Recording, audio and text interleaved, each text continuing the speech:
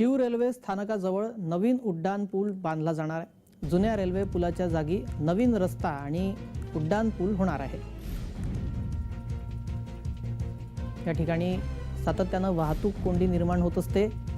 आता शिव रेल्वे स्थानकाजवळ नवीन उड्डाण पूल बांधला जाणार आहे।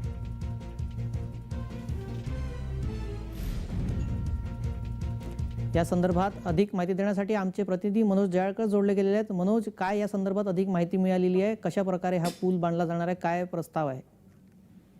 नक्कीच आपण बघितलं सायन्स स्टेशनवरील पूर्व आणि पश्चिमेवर जोडणारा उड्डाण पूल आजपासून पुनर्बांधणीच्या कामासाठी आणि वाहतुकीसाठी बंद करण्यात येणार आहे।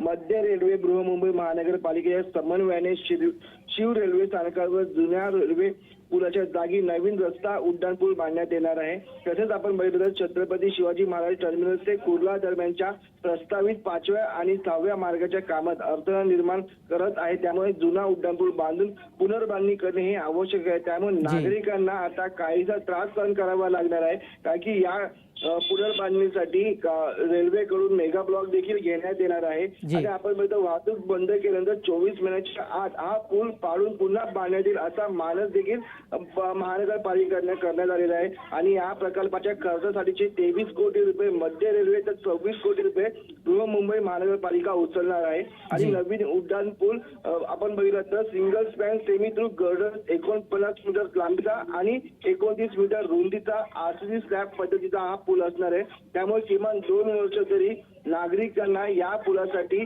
जरासा त्रास हा सहन करावा लागणार आहे। धन्यवाद मनोज, आपण दिलेल्या सविस्तर माहितीबद्दल।